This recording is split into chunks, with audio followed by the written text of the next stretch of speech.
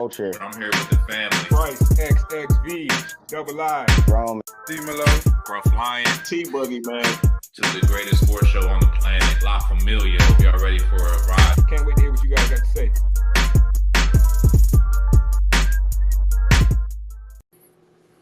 Yes, sir. Yes, sir. You know what it is, man. Your favorite late night sports show on the net, man. Gas presents sports for the culture. I'm tonight's host, your boy Young Rome 22, as always, man. If you watching on YouTube, X, anything, hit that like button, hit that subscribe button. Shout out to all the Spotify, Apple Music listeners. I'm a little thrown off because we had a wardrobe change in the middle of the intro before we went on the air.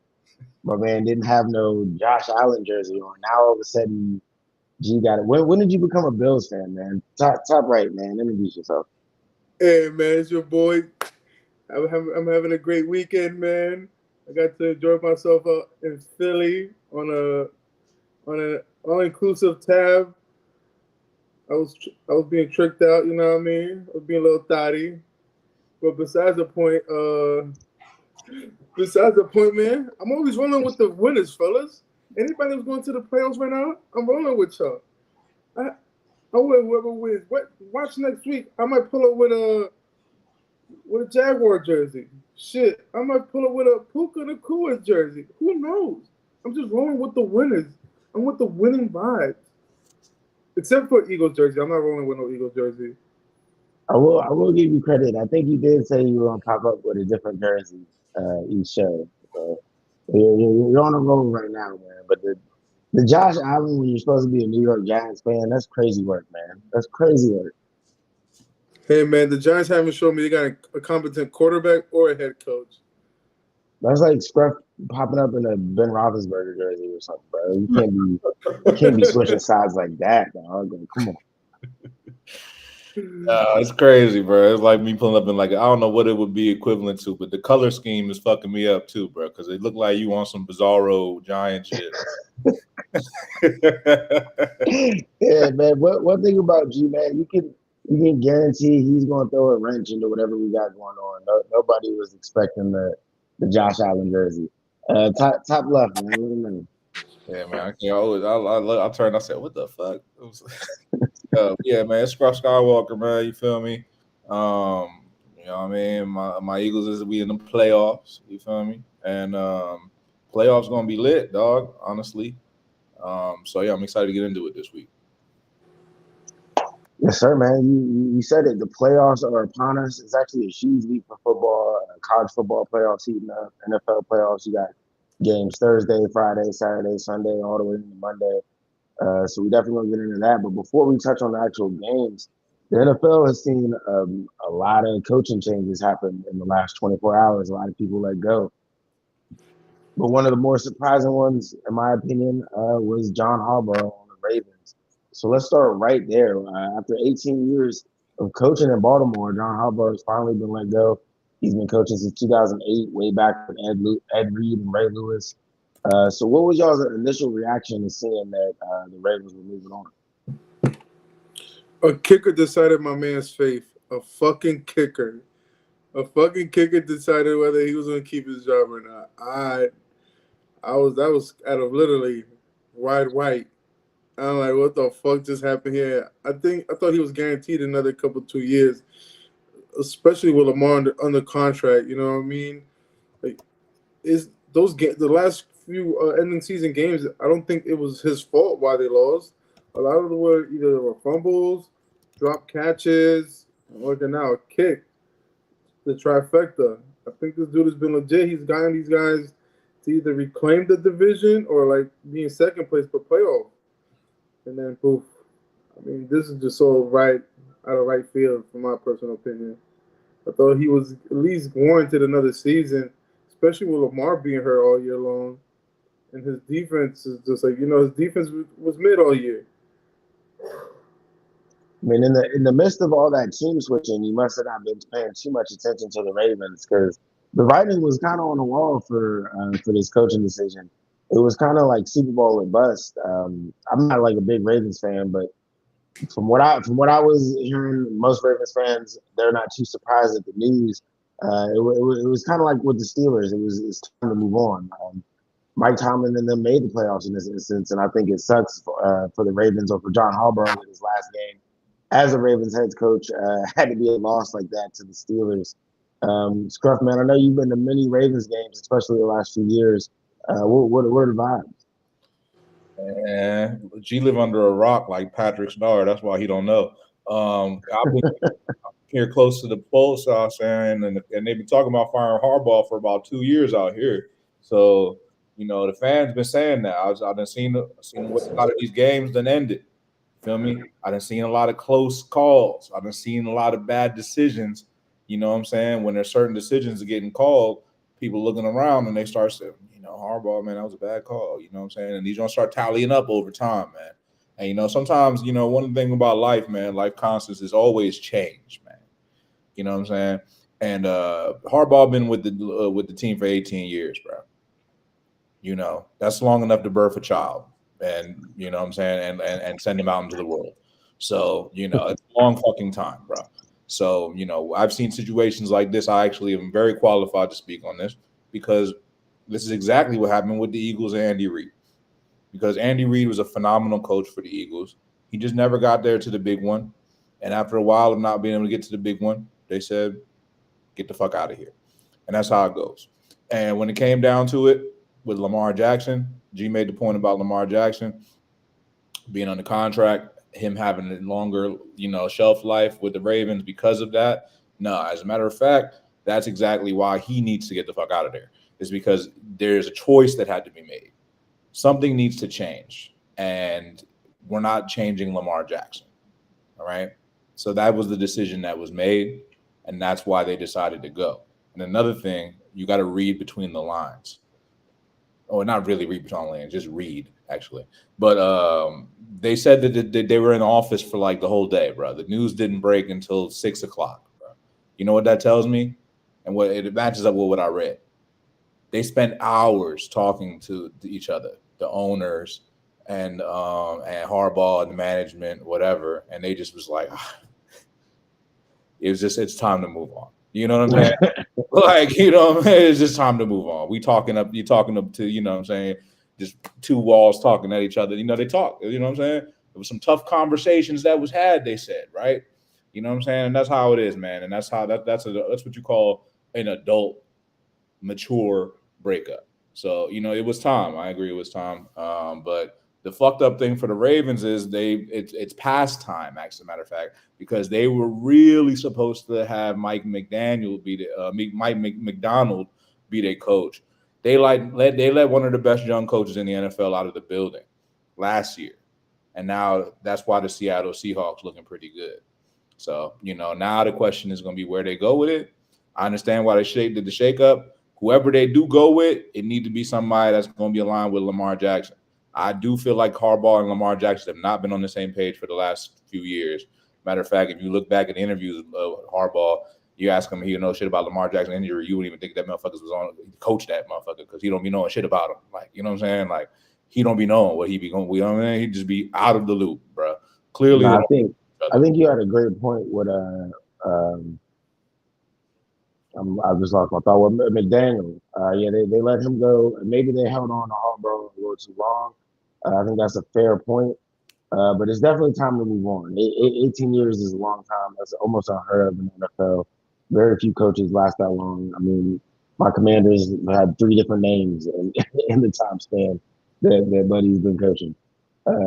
But now I want to keep it pushing and stay on the same topic. There's about 6 or 7 job openings in the NFL right now.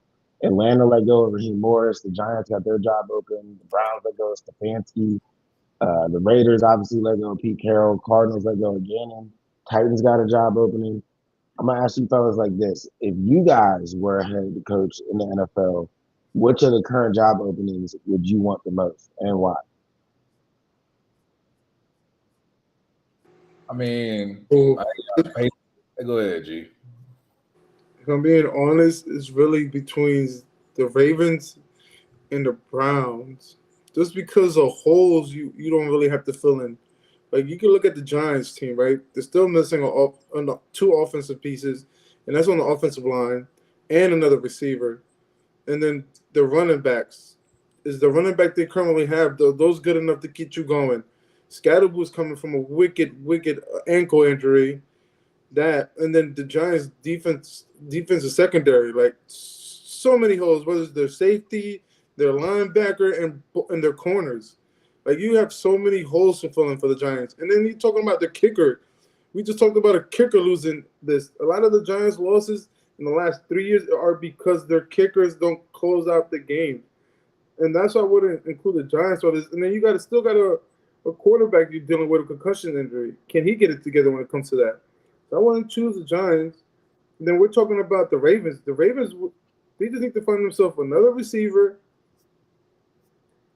and then just fix their defense. Like, how many holes do the defense really have? They're probably missing that pass rusher, that game changer in that position. But besides that, the Ravens have a 2-time MVP in the quarterback position. And in my personal opinion, that's where I go with the Browns. The Browns have a phenomenal defense. Their defense kept a lot of these games close.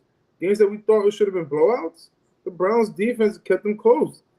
And then you got to worry about the receivers. The receivers is one of their main issues because they found 2 running backs. They have 2 steady running backs, 2 studs, especially on the rookie.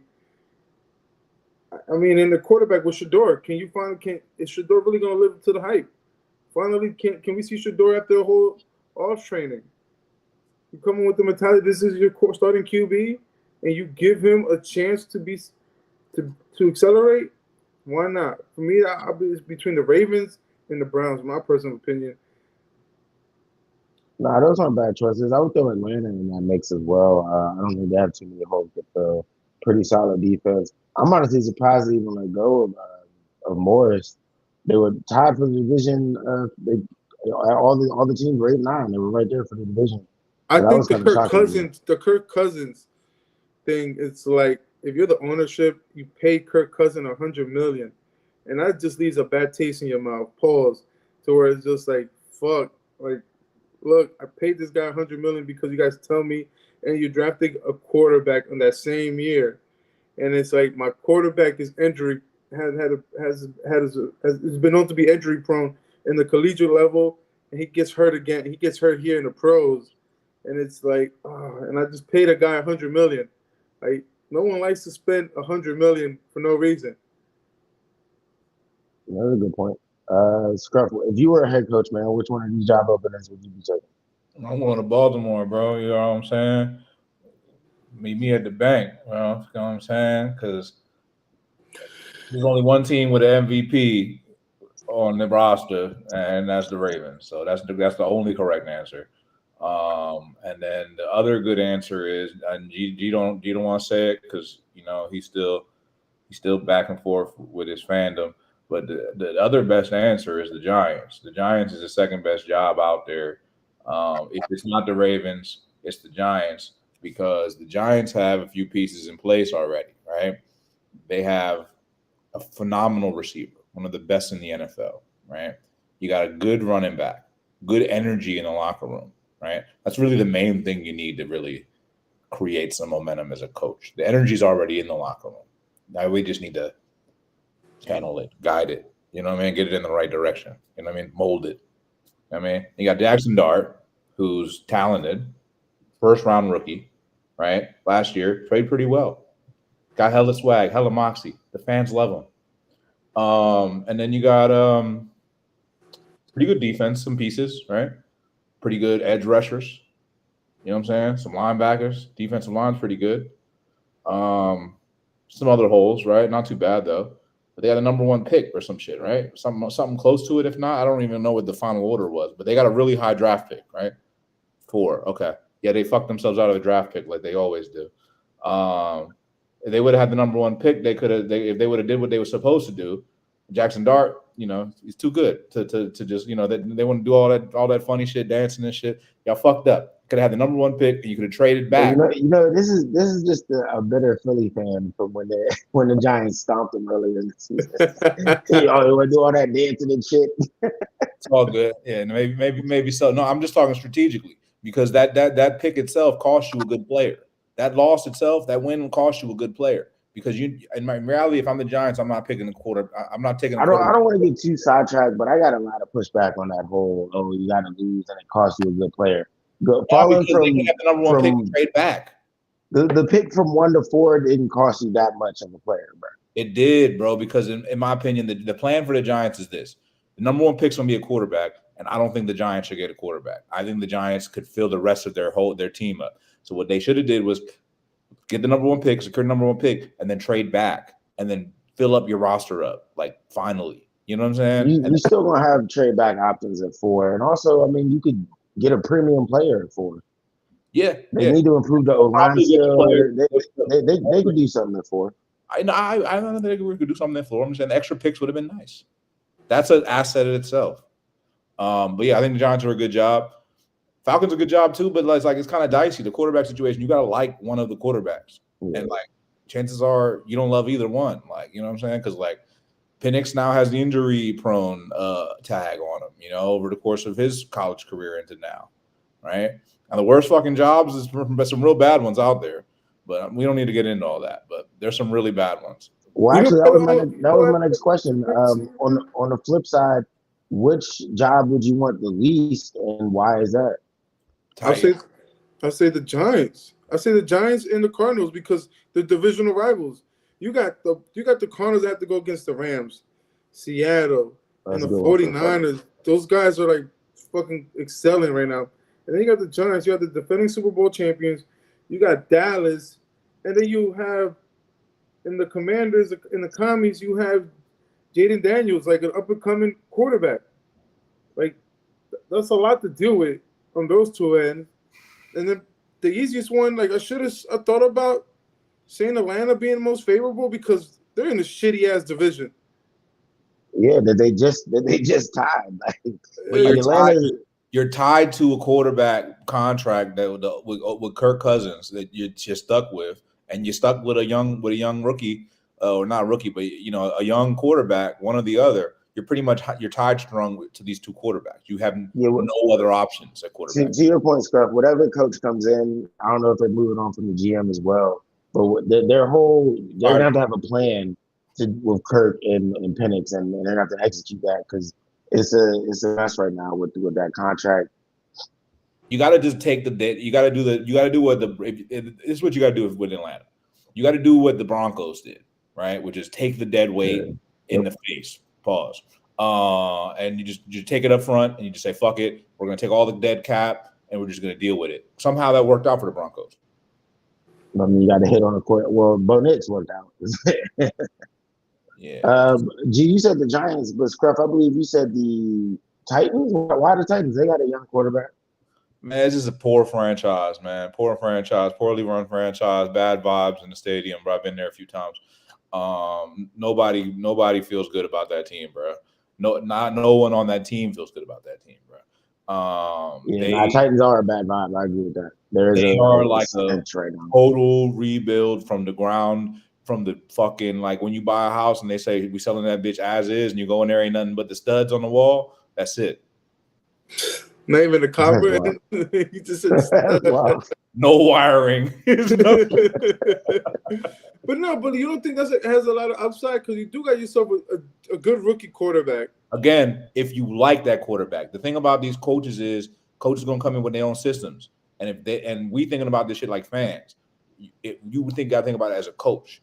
The coach can be like, I want my guy. This is my job. It's my time. This is my shit. I want my guy.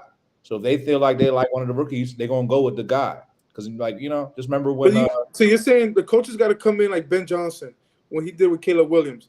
He got to like that guy. But I get that. I think that's what I say. Cam Ward gives you those kind of vibes. Like he has a rocket as an arm. He's ready to play. He's a pocket passer. So the only thing that's it's a tough job though, bro. It's a culture overhaul. I'm just from the perspective of the work that you're taking on. You're taking on an overhaul of the organization and the team that has they've just been bad for really long. So it's like you're going to turn around a lot, bro. But that's the Bears and that's the Jags away from being in the playoffs, bro. That's literally the Bears and the Jags before we started this season because that's a turn of hole in both. The Ravens are a small tick away from being in the fucking Super Bowl, bro. Like that's the crazy thing about it. So I got a question, right? I got a hypothetical. If the Bills don't make it to the Super Bowl, is their head coach getting fired? No. Yeah, no, why he's not. I wouldn't say McDermott's on the hot seat in that way. But I got another one for y'all now. Let me flip it a little bit. So if nobody mentioned the Raiders, right? And I'm kind of shocked. Right? Y'all never played like Madden and took the worst team and tried to make them the best team. Madden, yeah, only in Madden.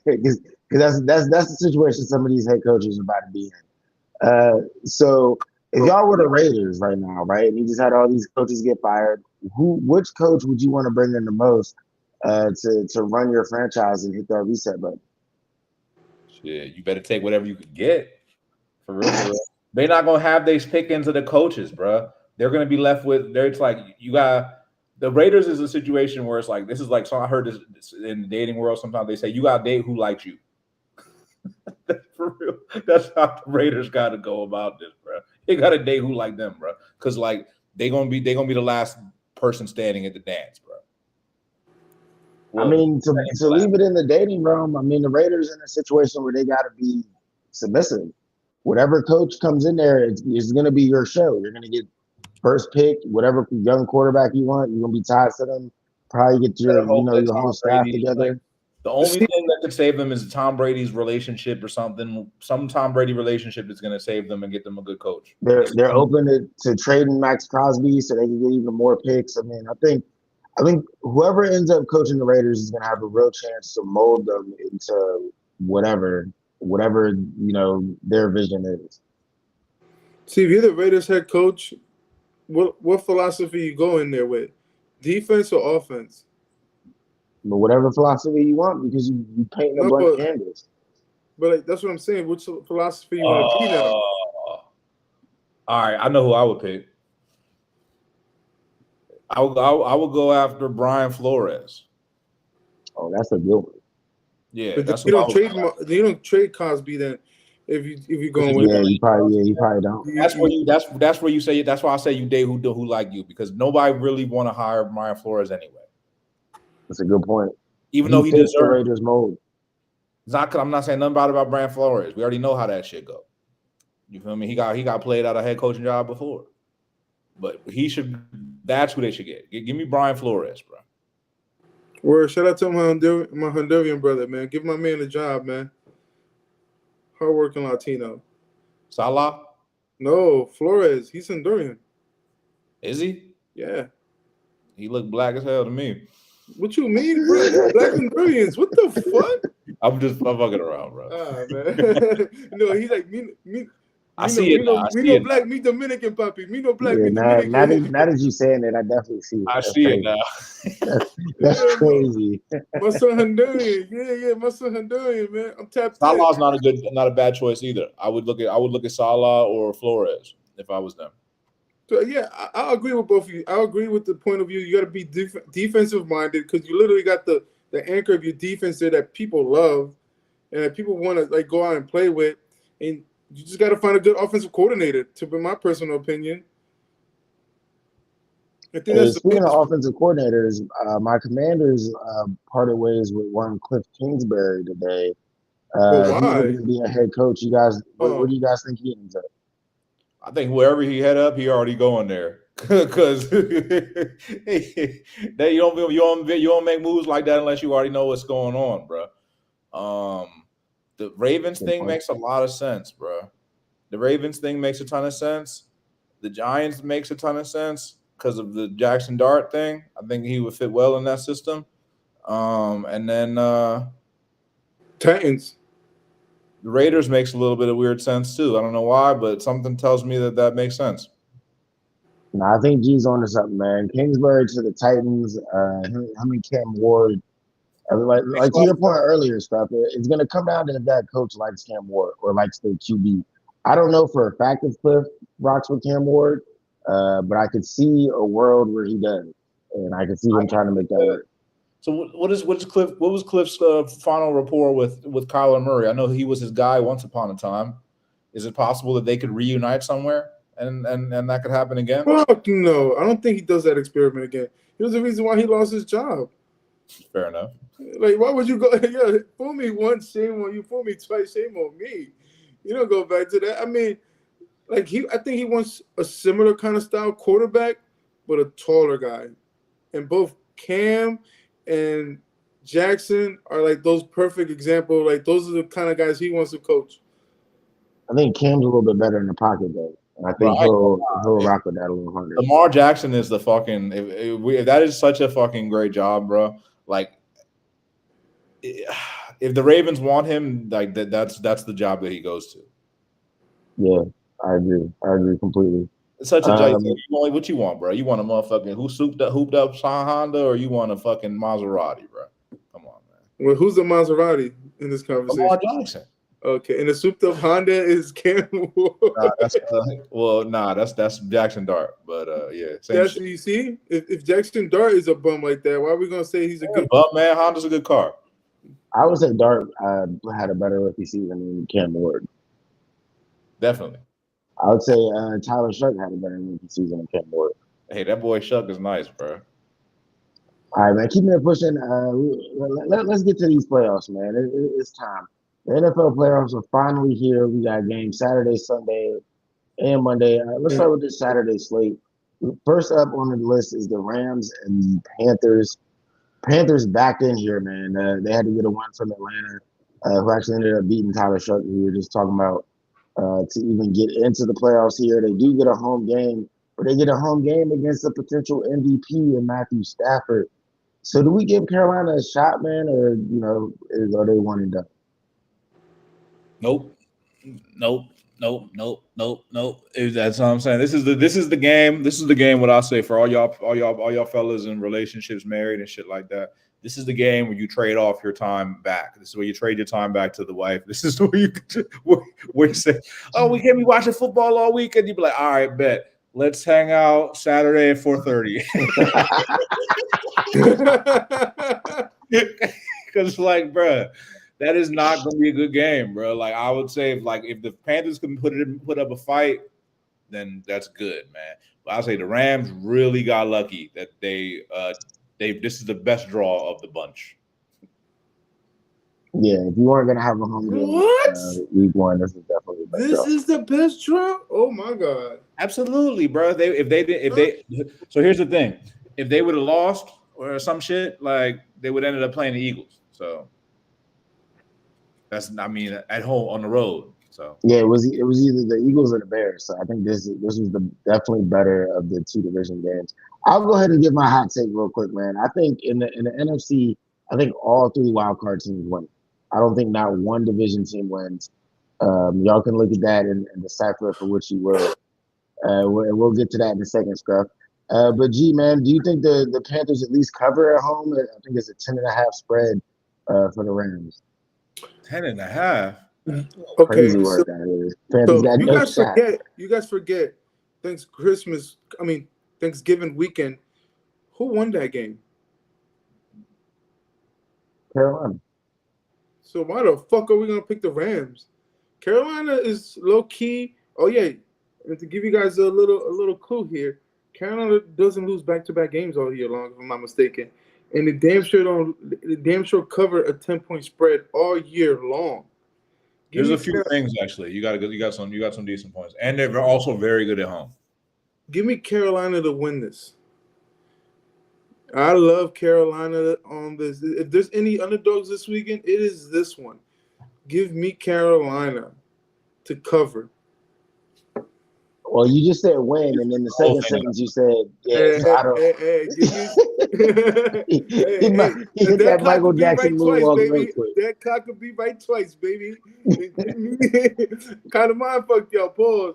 Give me the Panthers to cover, but I think I think if you're gonna go with the logic of Nick, yeah, baby, let's spend 4:30. You're gonna regret being with your shorty at 4:30. You're gonna wish you took that 8 o'clock game instead. I think this is the real game of the weekend of Saturday's game. All right, let's talk about the 8 o'clock game. We got Packers going to the Bears. I mean, this is an all-time classic NFL rivalry. One of the greatest NFL rivalries of all time. At Soldier Field, Bears haven't hosted a playoff game in God knows how long. They split during the regular season. Packers getting Jordan Love back. The spread is actually favored towards the Packers at 1.5, which is a bit of a shock. I already said I'm taking a wild card because that would be the Packers in this one. So who are y'all taking? Give me the Bears. I don't. The bookies are disrespecting these divisional winners, man. At least I get the Panthers because they were in a shitty division. It was like they basically lost the way to get in, which is nuts. But the Bears beat them. The Bears are a better team, got the better defense, got the better running game duo, in my personal opinion. Defense. Both defenses are shite, but at least Fuck one you talking about better defense. They got the better defense. I'm calling cap on that one, bro. And right now, man, Caleb Williams, it's blasphemous coming out of my mouth. It's playing like an elite top 5 quarterback right now. Yo, G, you're doing a lot of moonwalking tonight, G. Hey, man, listen, man. I ain't full of shit. I ain't you. Listen, nah. I'm not scared to re-edit my thoughts. See, I'm okay with being wrong in the past. That's why it's the past is the past. Re-edit this too. You said the Panthers didn't lose back-to-back games all season. They just lost back-to-back games. They lost to the Seahawks and they lost to the fucking Bucks. They backed their way into the playoffs. I did say that. I said I think. I didn't say I knew. I believe, but I know they covered every 10-point spread, baby. How many 10-point spreads do they have? A lot. A lot. All right, nah, bro. The Bears Packers game is probably the best game of the weekend, honestly, bro. That's a good matchup, bro. I agree. Two great franchises with the rivalry, John. 3 times they've had to play each other, bro. 3 times. This is the 3rd time they're playing each other this season, bro. Shit's tension's getting thick, bro. Caleb Williams and the Bears, bro, looking like a prime pick to maybe make a little bit of some noise in the postseason, bro. And the Packers was a team in the preseason that we all said, well, not all of us. Some of us thought were Super Bowl caliber. I did.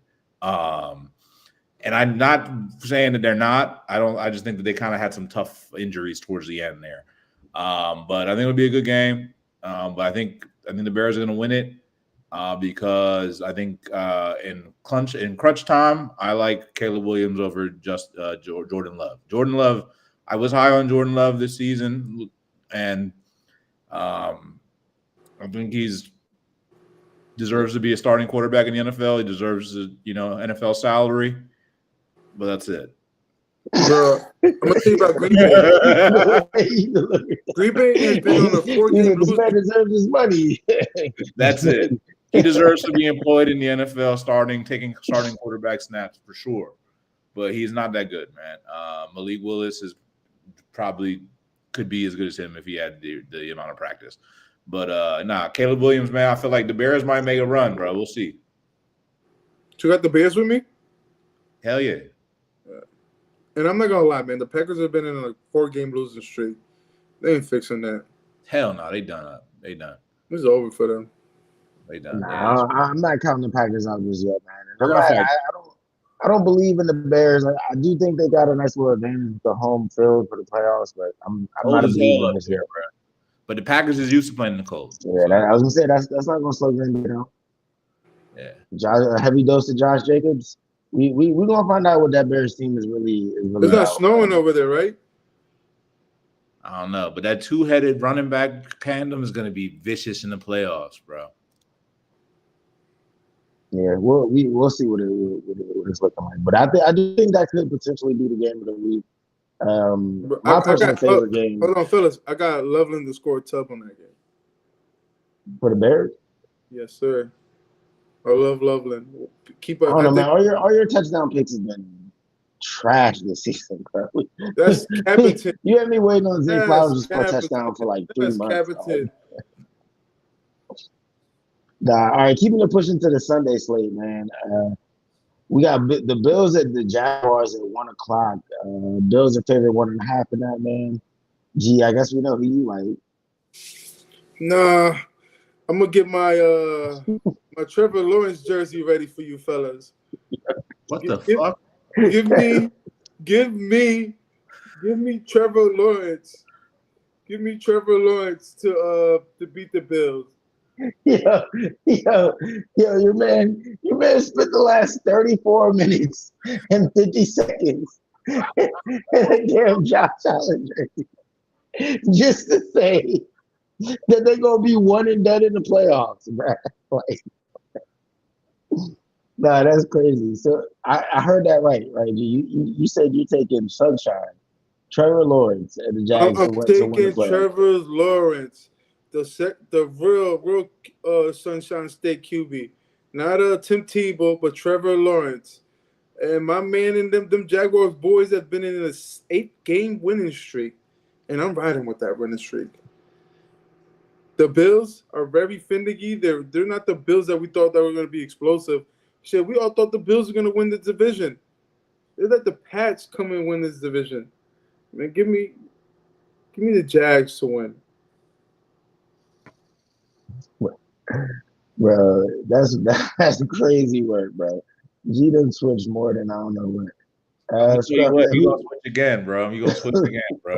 He gonna switch again, bro. Because next week he gonna be right here back with that Josh Allen jersey. He gonna say the Bills going to the Super Bowl. Nah, for real though. But I'm gonna say it now because I'm looking at the AFC, and what I see is splitting of the Red Sea for Josh Allen. This is his opportunity to make it across. No Lamar Jackson, no Patrick Mahomes. You telling me he's got to go against the Jaguars and Trevor Lawrence? Cool. On the road? Cool. That's that, you know, I nah. So I got the Bills for sure. And I'll say this early. I mean, maybe the Patriots might beat them. That's the only team that could really beat them, if I'm being honest, bro. Only team that could beat the Bills in the AFC, in my opinion, is the Patriots. And we'll see how that shakes out. But I would put my money on Josh Allen in that game. So not only do I have the Bills winning this game, I got the Bills winning the AFC. I'll say this. I don't know if I have the Bills winning the AFC, but as far as Josh Allen, and you know I talk legacy on here a lot, man. They better because you just summed it all up, bro. You got no Lamar, no Patrick Mahomes, no Joe Burrow, and none of the other heavy hitters, man. Like you are the big dog in the AFC. Some would say you the big dog in the whole playoffs left.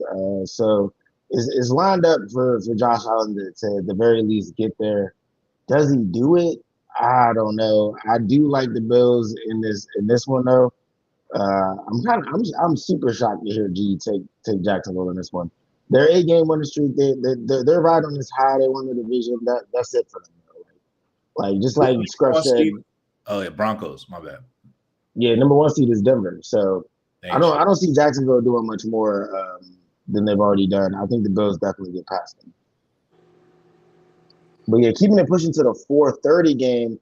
This is my personal favorite game on for the whole weekend. We got 49ers Eagles. This is another classic matchup.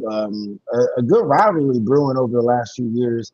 I wish we would have had T Boogie on the show for this segment. But I'm gonna start with you on this one, though, Scruff, man. Eagles got y'all's home division game, like most people saw coming. But like most people, a lot of people have been saying y'all would be one and done. Now you got to match up against the 49ers. Has your thoughts changed on that at all? Or you think you guys getting this better? I never said we was gonna be one and done. So I feel like we're gonna be all right. But it really comes down to the pace of the game, man. It's like what are we gonna see, right? Because the Eagles' offense has had times where they just aren't doing anything. They go long stretches of the games without first downs, points, and productive offense. And the 49ers don't do that. 49ers put points up. And if they start putting points up and we're sputtering out the gate, that's the exact formula that gets us a loss.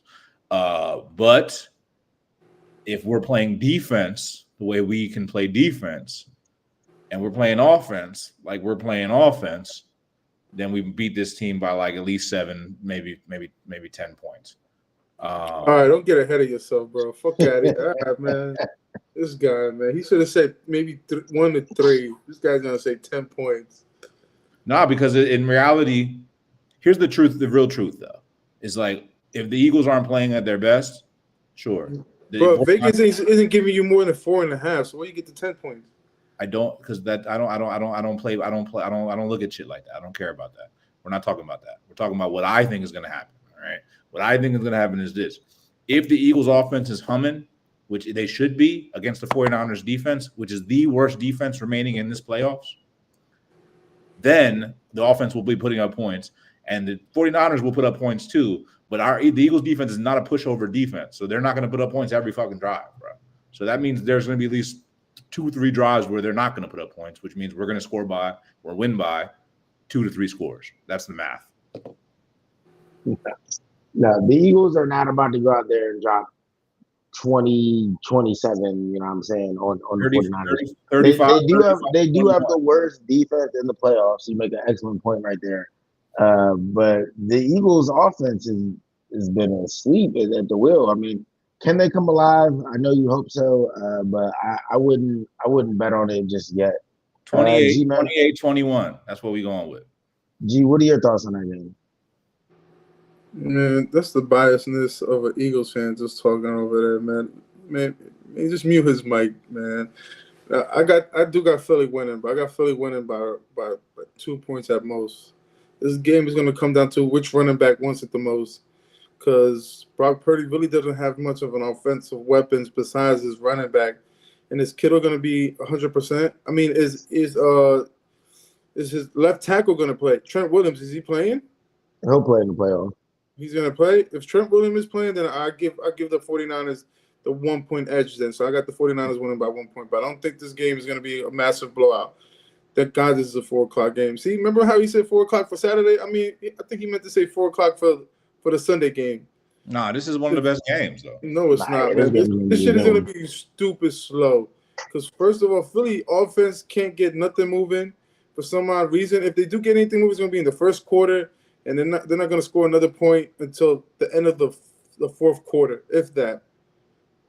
And it's like what you're saying, like the 49ers, I think it doesn't come down, in my personal opinion, it's going to come out to the running back. Which running back really wants to win this game the most?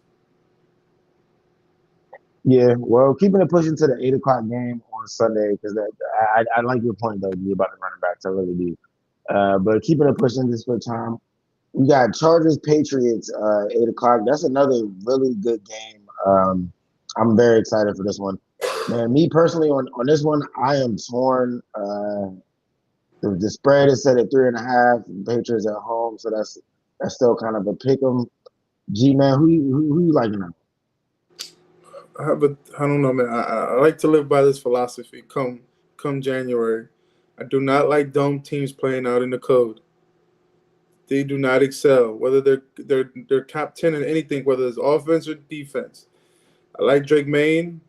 Rabel's a good enough head coach to give you a first round pick. Shit, even when he did it with Tennessee, they're good enough to get out of the first round. Give me the Patriots. Yeah, I think you convinced me too, man. I think Chargers out of the dome. I think I got to lean New England in this one. I'm literally picking a wild card in every other game. To Herbert, bum ass. I thought you were a Herbert lover. He was I hurt. mean, look. I think he can get it done, but the way that it's lining up, I'm gonna end up picking every wild card, like to win. So I don't know, man. I don't think every wild card is gonna win this weekend. So I think if one of them's gonna lose, it would be the Chargers. There's only one of them that actually is going to win, and that's the Rams. But go ahead. Wait, so you're saying Philly's so going to lose? You like New England in this, bro? Yeah, I like New England in this one. Chargers, in my opinion, haven't been playing that well. The offensive line has been a concern for me the whole season, and Herbert's been hurt. So no, I got the Pats. He's not coming back for the Chargers. I don't think Joe Alt is. No, one of them's out for sure. Either Slater or Alt. One of them's out. I don't know if it's coming back.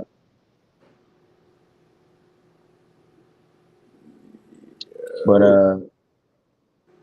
after the Sunday night game, the last game rounding out the weekend is the Monday night game with the Texans at the Steelers. Steelers who just won that crazy game against the Ravens. She's the best defense in the league. I'm definitely taking the Texans in this one. look, I think the Steelers had their moment last weekend. Hard fought game, really kind of back in because the Ravens missed the kick more so than anything, but they also missed the extra point earlier in that game too, which would have changed things had it not gone how it went. But yeah, I'm definitely taking the Texans to win this one. Scruff, who you like? Just logical pick, Rome. I'm not gonna lie to you, but I'm going the other way. My pick is not logical. All right, it's not. It's not logic. It's not logical, bro. It's based off a feeling. I'm telling you. So my feeling is this, bro. There is some logic to my feeling, but it's mostly feeling. I just saw something, last week. I saw something. I saw Aaron Rodgers, making some good plays, man, with a fucking shitty ass team around him. Like he had nobody, and he made that shit work, bro. Now DK's gonna come back. You know what I mean? And he's gonna be ready to contribute to that team. I think that makes a big difference, bro. The Steelers, man, Cam Hayward, man, he played hella good football, bro. I think Pittsburgh at home, that's the equalizer here, man. Pittsburgh's at home, bro. This is Pittsburgh. This is a franchise that, you know what I'm saying? Like going and play there on the road is not an easy task, bro. Pittsburgh is a nasty city. I don't know. I've seen something, man.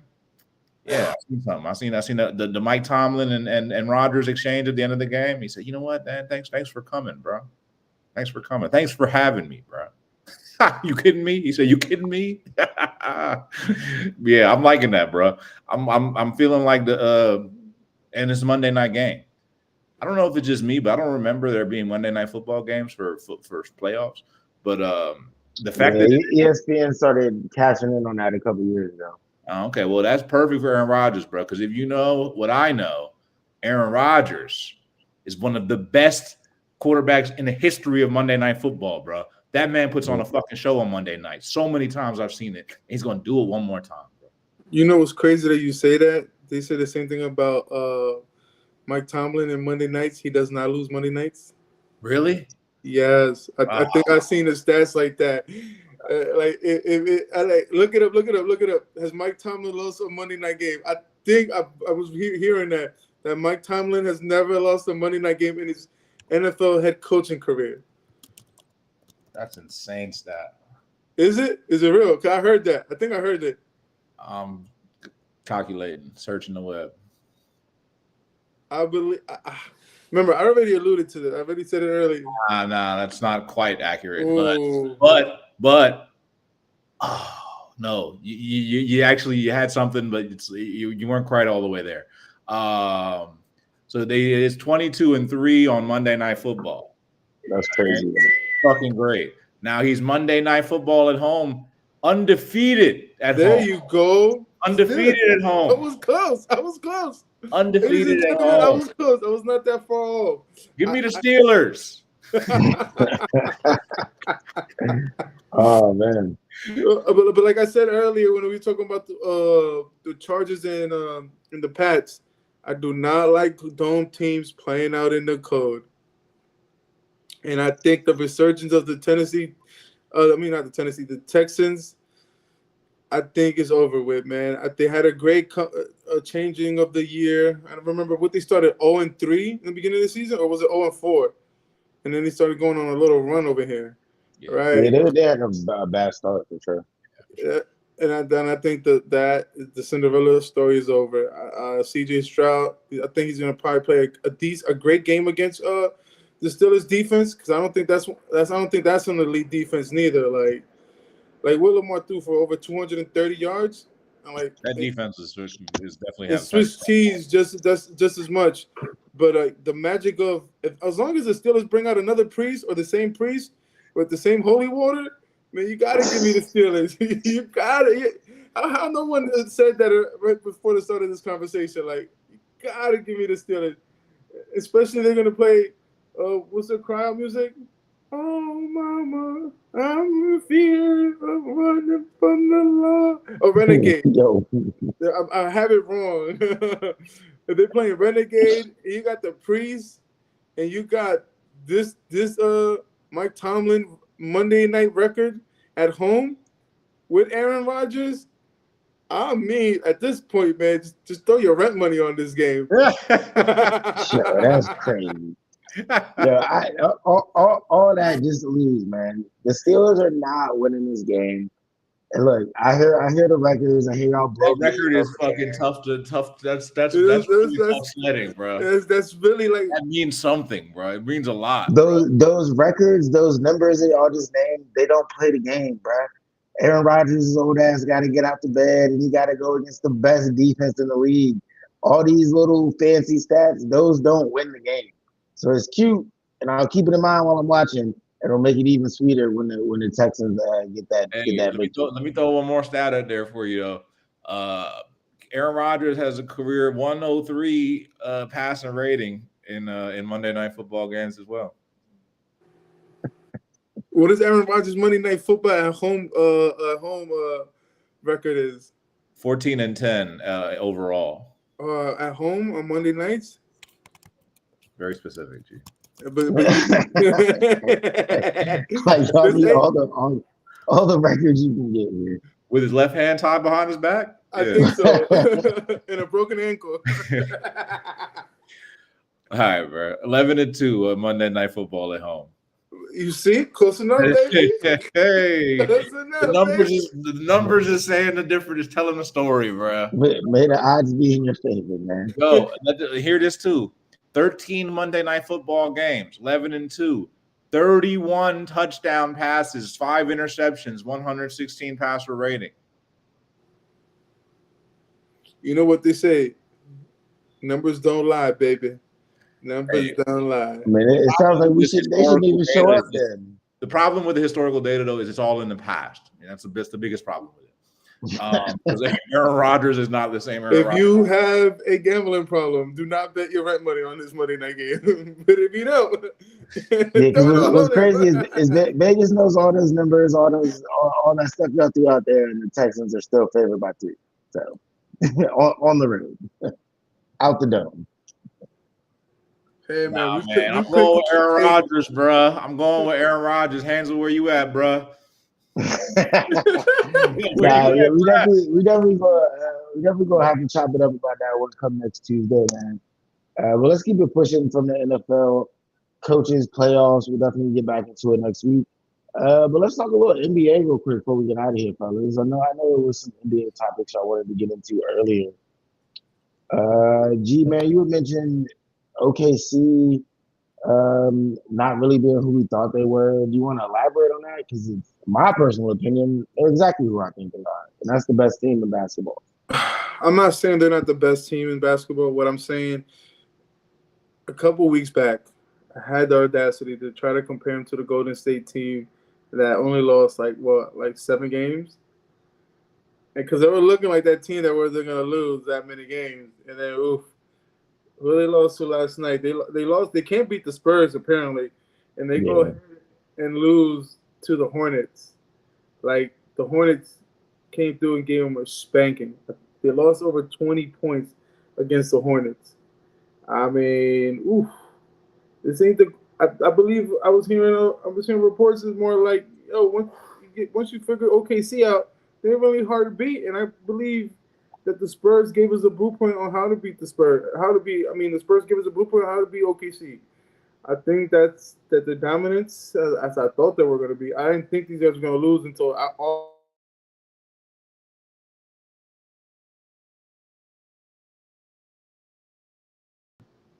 Yeah, I mean, that's a tough record to break. I don't know if it gets broken. It possibly could, but that's a tough record to break. I still think OKC is easily the best team in the league this year. I think it's more so if OKC can figure out the Spurs problem, because the Spurs are literally their kryptonite right now. Scruff, man, what are your thoughts on G's take, man? Are you cooling off on OKC? Nah, man, I think people just be focused on the wrong stuff, to be honest.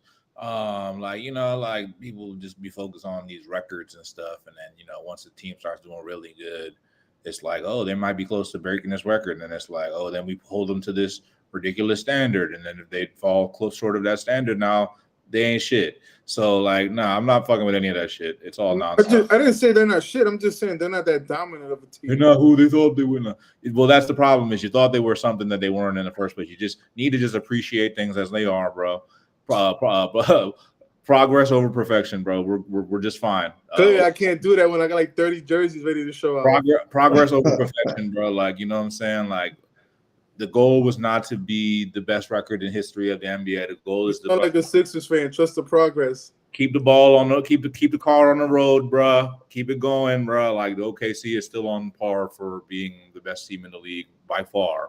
So they are exactly who they thought they were, and they are still the best team in the NBA. Nah, I agree. I mean, they got a point differential right now, plus 13. They still seem pretty dominant. Yeah, G man, that standard for Golden State, that's a high bar, dog. That's a very high bar. But another NBA topic we wanted to get into, man, the rumor mill, man. We touched on all the NFL coaching rumors. There's a lot of trade rumors swirling around the NBA right now, mostly around one Trae Young. So let's get into that. Scruff, man, what are you hearing on that front with the trades?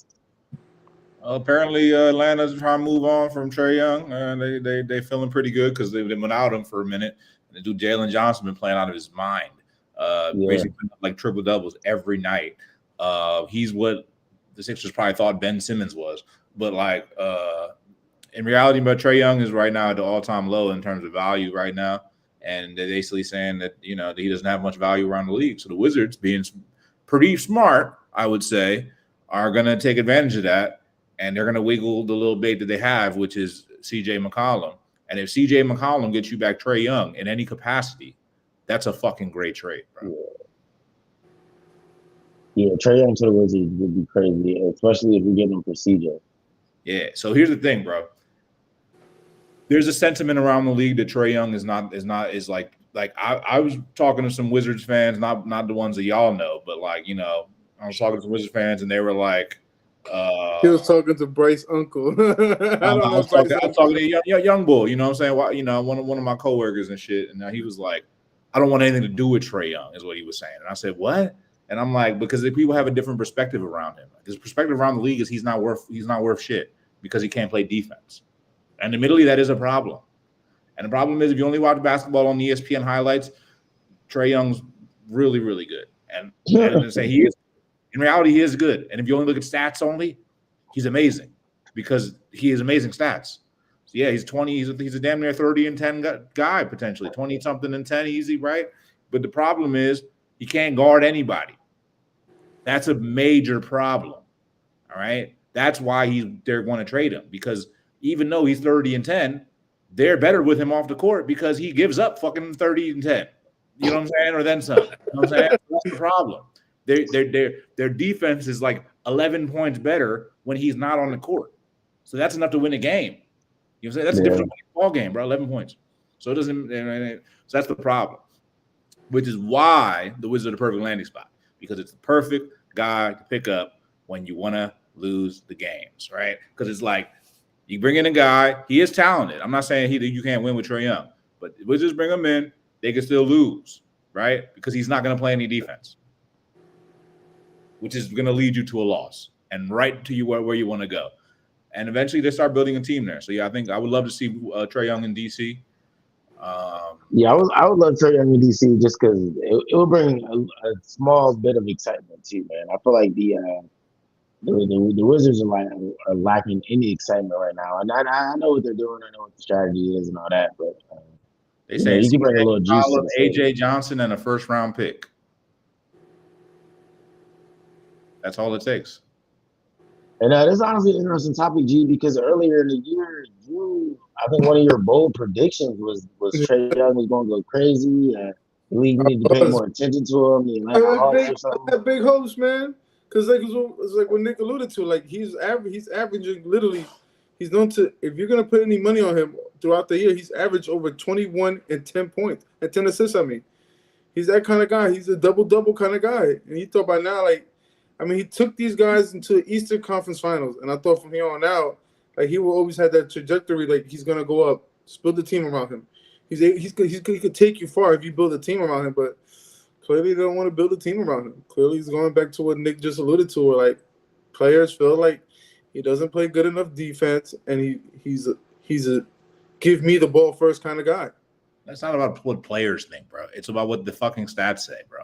The stats that you're paying attention to, because they those aren't on you know what I'm saying, on those websites. You said earlier, don't look at numbers. Numbers don't tell the whole story. No, I'm talking about the other stats, the defensive stats, the ones that actually determine the ball game, bro. That's what I'm saying, bro. Come It's on, bro. GMs, it's coaches. That's the problem. They know. They see. But it's like the same, man. See, I don't trust every GM and every coach, because not every GM and every coach is gonna go to Eastern Conference Finals, to a Western Conference Finals, let alone get into playoffs, become playoff contenders. Well, you know who I don't trust? I don't trust fans that only look at stat columns and don't, you know what I'm saying, actually be watching all the games. I'm sorry, I can't be home all day watching NBA Pass, League Pass.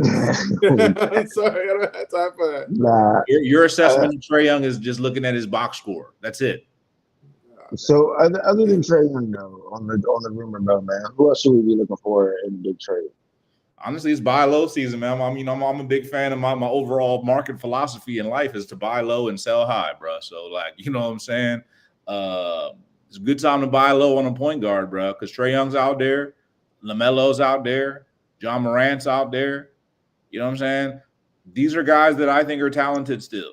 You know what I'm saying? Are they leaders of your franchise that you want to be looking up to and putting on the posters and saying, "Hey, look, Con Knipple, this is your example. This is your vet." No, he's a fucking joke. But like Olympic Zion, we forgot to add him into this. I'm gonna get there. Maybe if they want to trade him, but I feel like I feel like a point guard, man. You know, it's a good time to get a point guard, and there's a couple teams that need point guards, bro. So has there been any movement on the job front? Because I know they've been saying they were going to trade him. He's back playing. He's been playing pretty well from what I saw. So.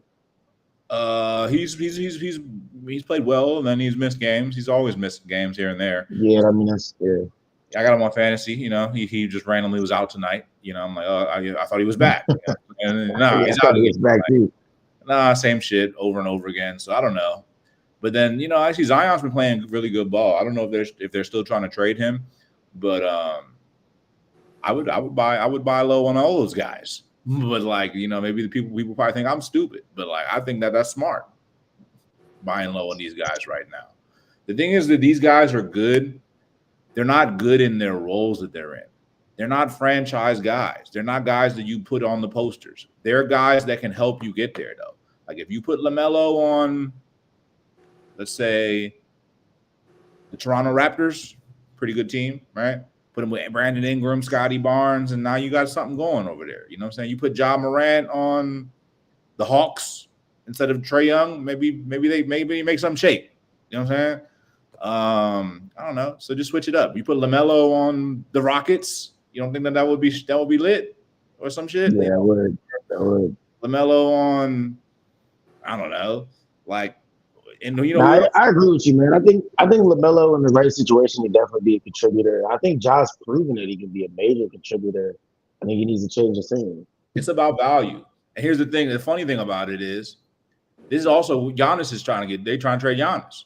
So the funny thing is, I'm gonna say that the teams that can actually afford to trade for Giannis and give them the package that they want for Giannis actually shouldn't trade for Giannis because it's going to cost them too much and it's not good value. And if you want to trade for Giannis, here's what you do. You get the bargain value version. Well, not a bargain value. It makes it sound bad. But the better value right now is not Giannis. It's Anthony Davis. You go get Anthony Davis for much less. You could keep your pieces. You can piece it. Now imagine the Spurs say, hey, look, instead of trading one of my 3 young guards that are phenomenal, that are cooking up the OKC Thunder because they go up and down and they just got the perfect formula for them to do that. That's why you can't do that. But you could fuck around and trade Keldon Johnson or Devin Vassell or whoever and end up with Anthony Davis. And now you got Anthony Davis and Victor Wembanyama. Now what the fuck is going on, bro? That is formidable as fuck, bro. That would be a game changer because that might boost you over OKC in the West if they were to pull something like that on. So that would definitely be something to keep an eye on. The thing with the NBA, man, is the trades, they come fast and they come serious. That's why they call them bombs. So you gotta, we'll definitely keep an eye out on that and stay up to date in that. Any other topics anybody want to get off? Oh, we got a comment out here. Somebody asking Redo430T asking about the Pistons. Any thoughts on them? Pistons got a good young team, man. Kay Cunningham, probably one of the best players in the NBA right now, and Jalen Duren's playing phenomenal basketball. But it's like, I'll say this though, the East is wide open in my opinion. I think the Pistons could make some noise. I saw a meme that showed it was the Celtics and it was the Knicks, and everybody's saying the Celtics have their lowest expectations in years, and the Knicks had their highest expectations in years, and they ended up with the same record so far this season, which is hilarious. But yeah, bro. Jaylen Brown, man, I think he's on the world tour right now to show the world that, man, he is someone you should talk about, someone you should look after. Didn't he just drop 50 points like 2 nights ago? Yeah, I heard he only dropped 50 points because he had Victoria Monet on courtside. So I think his priorities is fucked up. No, your priorities fucked up. Assuming that he's doing it for a shorty. Nah, I seen my man. He dropped something about his hairline, about some product, and then he dropped 50 points the next day. That's product placement, bro. There you go. You can't get any that's deal a better than way that. of thinking it. Nah, I'm not buying the Celtics. Yeah, I'm not buying the Celtics either. The Pistons are on a nice little road. I think Cade Cunningham doesn't get enough love. I know people that are really really paying attention rock with Cade, but I don't think he gets enough love nationally, man. I think you got to tune in to shows like this to really hear a guy like that's named a lot. People don't talk about the Pistons enough, man. You know what? Redo 4302. You got a good point, bro. The Pistons got the best probably. You know what I mean? Second, they not too far behind the Thunder. That's what I am. 2 losses. Yeah, so Pistons is really the best team in the East for real, based on the records. But the Knicks, when it's all said and done, the Knicks gonna have something to say about that. We shall see. Definitely. We shall see. All right, man. Any other topics I want to get off before we get out of here? All right, man. You know how we end each and every show. Sports for the culture.